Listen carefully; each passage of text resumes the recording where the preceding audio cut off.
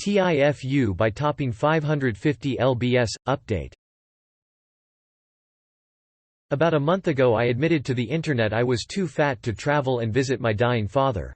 If you missed the post, here it is. Link. I honestly didn't expect the overwhelming positive comments on my original post. Time will tell if this was my aha moment. But something did click when I read through the comments. I knew I had to try harder, if not for me then for my father. Was in hospital ICU. So I did. Below is that journey. To recap, I needed to find a way to physically transport myself between two major cities of quite some distance, transport myself between houses and hospitals, and face my family and friends at hopefully what would be my final biggest size. I couldn't drive, have a friend drive me between the cities as this would be a several days journey and my friendships aren't that strong. I first started with what I distilled as a freight transport issue to solve. I found 3 medical transport specialist companies and 11 companies that had "we'll deliver anything" marketing material. While I continued to have positive correspondence, all options were exhausted quite quickly. If you're wondering, 2 companies laughed directly at me, 2 hung up on me, and 1 suggested an option which was $12,000 and I had to sign a waiver, was the sketchiest of the options. None of the medical transport specialists would help given the distance to travel. I next turned to the airlines. One was quite helpful and convinced me it would be better and cheaper to buy a business class seat which had extra wide seat and more legroom over buying a neighboring seat. I used public transport to get to the airport, surprisingly went well, got to the plane, and then I didn't fit in the seat. The armrests weren't adjustable. I tried to wedge myself in but my thigh would hard press against the backrest adjustment button so there was no way to keep the seat upright. I didn't get to the seatbelt issue, and there were no other seats available. I was rejected from the flight. Several emotions and events happened afterwards.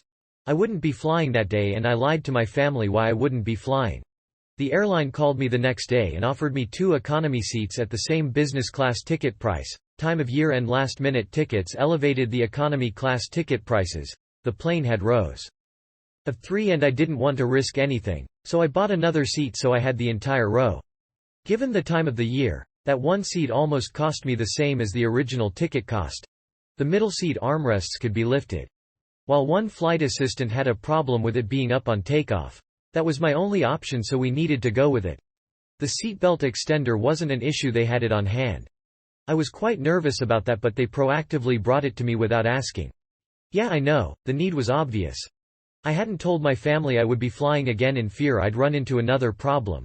And with a bit of a positive buzz from a successful flight I thought I'd surprise them. I tried 2 taxis, I couldn't get in the car. I tried a minivan taxi, and I couldn't wear the seatbelt. 1 taxi driver refused to look at me and locked their doors. I then decided to use public transport. This turned out to being a 4-hour journey as nothing was direct. But I made it to my parents' house. After all of that I couldn't find a way to transport myself to the hospital to see my father. I tried to sit in my mother's car in advance but wouldn't fit, so I lied again and said I had a bunged knee and couldn't bend it when it came to visiting him. She didn't overly question this, but I'm sure she knew the real reason. After 28 days my father was released from the hospital on Christmas Day. I saw him at my parents' house. He is doing a lot better, has long COVID, and he never said anything to me about my weight. All of the family conversations were centered around my father. I couldn't find a way to start a conversation about myself either. Even with my mother whom I'm the closest with. For another time. My mother suggested I use a different bathroom for showering. It had a bigger door to access it. I declined and squeezed into the usual bathroom. On reflection, she was trying to help me and be more comfortable. I'm an idiot for not picking up on this in the moment. I lied again when I returned home, saying I would catch a taxi as I had an ungodly hour of a flight. I repeated everything in reverse. As for my health, I have started another attempt at weight loss. I got a reading on my bathroom scales on Sunday for the first time, 555 lbs, 252 kg. My only positive from this is thinking that because I have a reading my weight must have declined from whatever it was over Christmas, as previously my scales would error with maximum weight exceeded. Being morbidly obese sucks. I'm going to attempt to change that for me this year. Edit. I'm updating this post nearly 2 weeks after posting it. Similar to my first post, I wasn't prepared for all of the support and comments. It truly was unexpected. For those that gave awards, thank you, but you shouldn't have. What I did wasn't brave or heroic, and without my father being in the situation he was in, I doubt I would have pushed myself this hard to make myself see him. That aside, I did learn some things about myself and the world I interact with as a result of this journey, and these will stay with me. I've included below additional information in relation to the various questions and discussions many have shared. Hopefully this helps to further shape your view of my situation, and for those that are perhaps in a similar situation. Not all airlines have a passenger of size policy. The airline choices that I had no such policy. The only thing offered to me was business class with wider seats, an exit row with extra legroom at extra cost, and the option to purchase additional neighboring seats. None of these options came with a discount. I've seen many medical professionals over the years, including those that specialize in weight loss.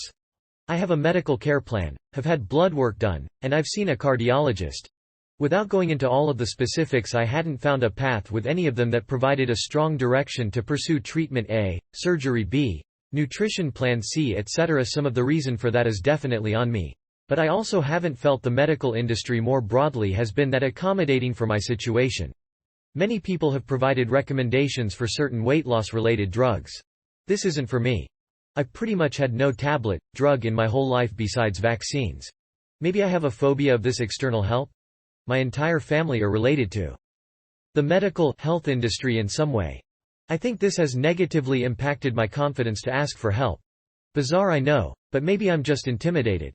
Plus, I'm the only fat one in the family. A few people have suggested I may have an eating disorder. I haven't provided a lot of details around why I'm fat from the perspective of what I eat. But I will share that I know what is good food for me versus bad. I know what good portion sizes looks like, and I know when I'm eating in a way that is bad for me.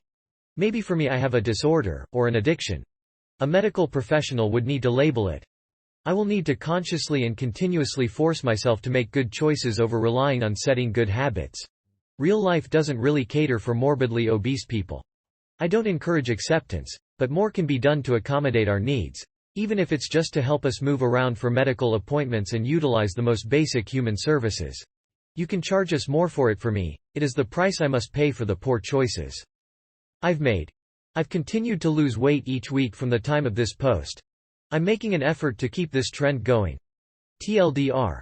I got laughed at by freight companies trying to ship my fat self like a large box. Was rejected from a flight for being fat. Paid a fortune for new airplane tickets. Lied to my family about traveling complications, and managed to see my father in person after he survived a near-death experience from health complications.